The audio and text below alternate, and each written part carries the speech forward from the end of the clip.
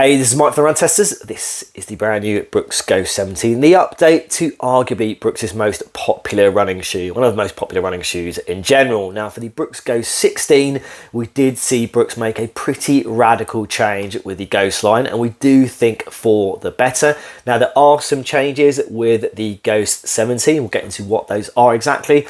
Then myself and Kieran will give you some early running thoughts on the Go 17 and let you know whether it's a good update, it's looking like a good update, and whether this is going to be one of the shoes to look out for in 2025. So here's your lowdown on the Brooks Go 17. Let's start with price, and the new Go sticks to the same £135 in the UK as the Go 16, with a $10 increase in the US.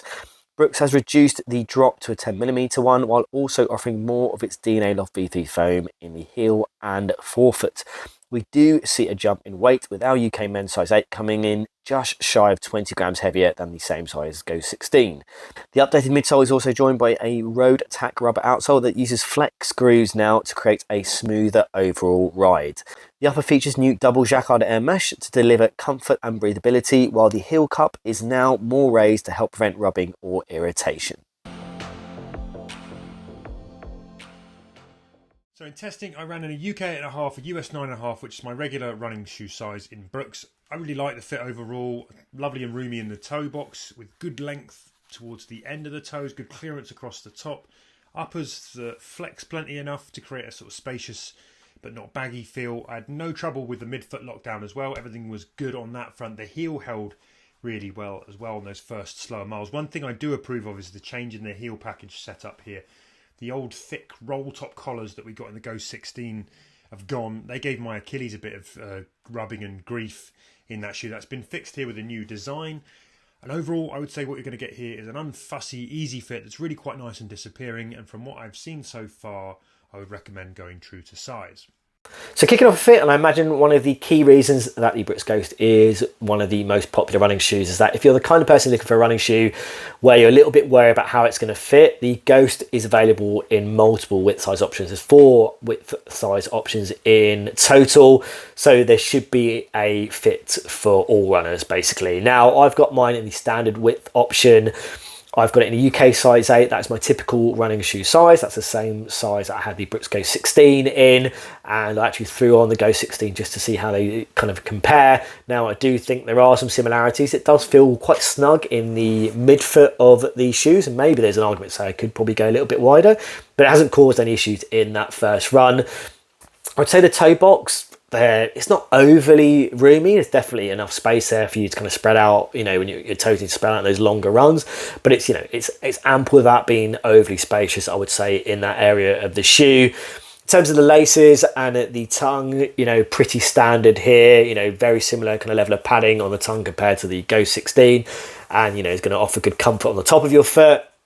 Again, in terms of that kind of padding around the heel collar, all pretty good there. The big change here really is that you've got this more elevated kind of heel cup area, and it's designed to kind of prevent kind of any rubbing or irritation at the back of your foot. Now, this is a change that was kind of, you know, or a design that was offered on the Brooks Glycerin Max, which I did find did cause a little bit of rubbing initially in my kind of early testing. Now, I haven't seen that kind of replicated on the Go 17 so far, so that would be something I'd be looking out for. But I think that's probably a positive change here, that you are kind of moving away that material, but it's also still really kind of protecting and offering, you know, some control and, you know, support there in the shoe at the back, but, you know, not coming at the expense of kind of comfort. So I think, you know, that's a positive change.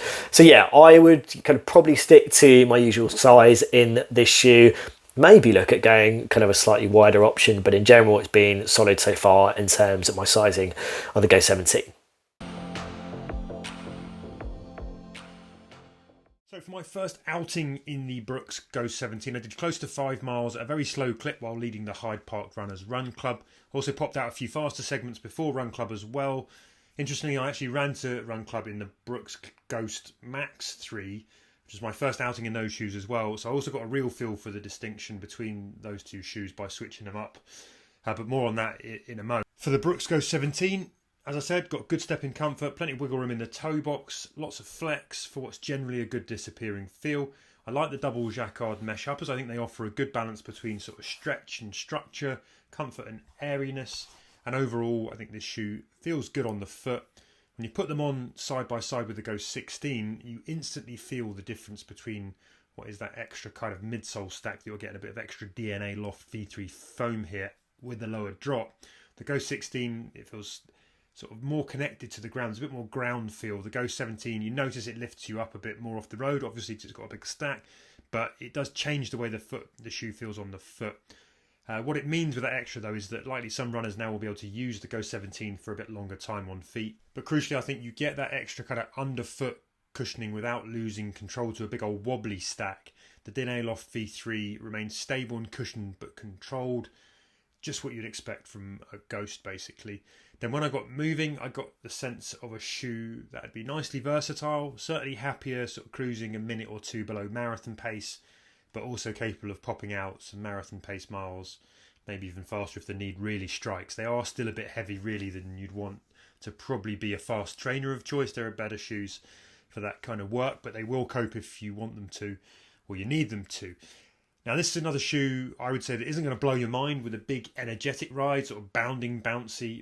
It just kind of ticks over in the background with enough cushion to take the edge off the road.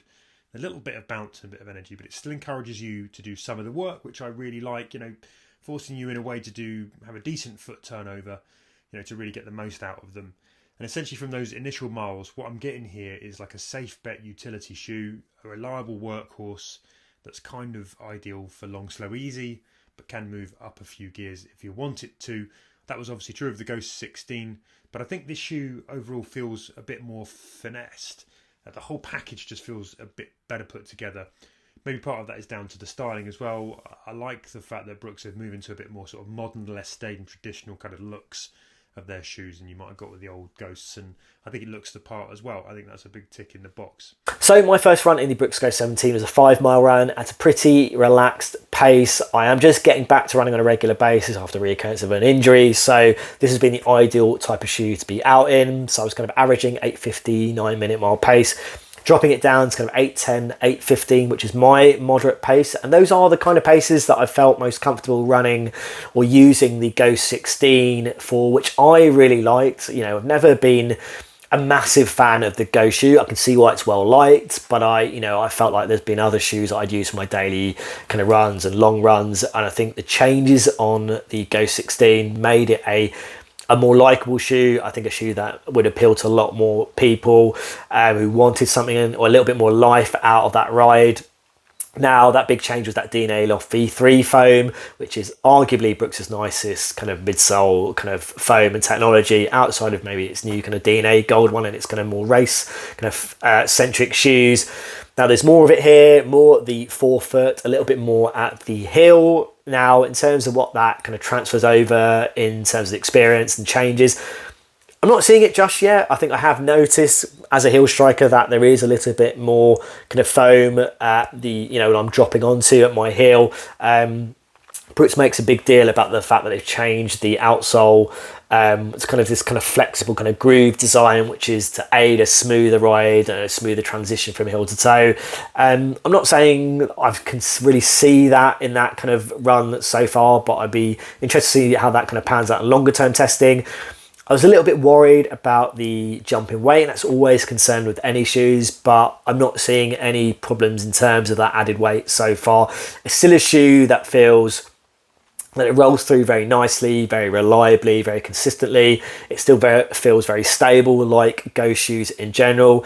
That midsole still feels like it offers a little bit of bounce. It's kind of moderate bounce, but not, massively lively. I think just enough to feel like you want to spend extended time in the shoe, and it's going to feel nice to spend extended time in this shoe. And I think has that kind of extra, level of foam made a huge difference? I'm a little bit on the fence, and it's hard to kind of gauge that on that first run so far. But what I know is it does feel like a Ghost at the moment. And, as I said, it's not the wildest shoe to kind of run in at the moment, but I do think it is one that I know that, I put on and I know what I'm going to get out of it. I know what I'm going to get out from every run. And I did, find that at those moderate paces, it felt comfortable to run. at those paces, and that's what I saw in the Ghost 16 as well.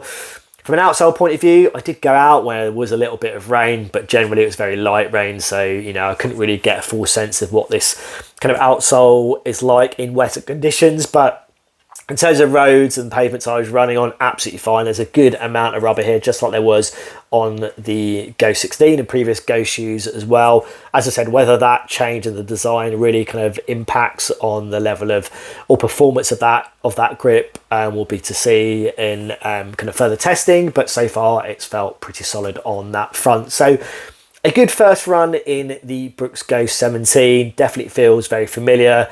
All the kind of quality you expect to see with the Ghost, and it does feel like you're getting something that kind of builds on those kind of changes that we got on the Ghost 16 as well. So a solid first run in the Ghost. Maybe not the most thrilling kind of exciting experience, but definitely one that feels familiar, kind of very kind of reliable and very kind of consistent overall.